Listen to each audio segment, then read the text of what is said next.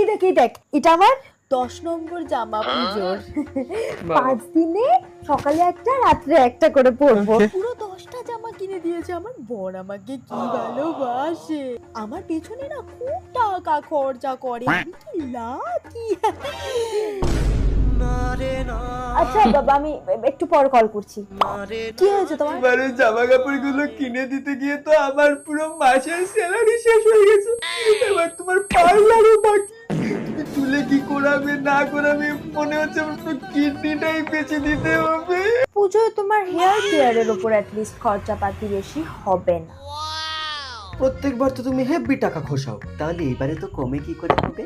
কারণ আমি অনেক দিন থেকে আলস গুডনেসের রোজমেরি ওয়াটার স্প্রে ইউজ করছি। কারণ এইবার পুজোতে চাই আমি হেলদি হেয়ার স্টাইল করতে, যার প্রিপারেশন আমি এখন থেকে নিচ্ছি। সো হাই গাইস, এটা আমার আগের বছর সিঁদুর খেলার পিকচার। সিঁদুরে কেমিক্যাল থাকার জন্য কিন্তু হেয়ার প্রচন্ড ভাবে ড্যামেজ করে। পার্লারে গিয়েও যখন বিভিন্ন হেয়ার ট্রিটমেন্টস করি সেম সমস্যা।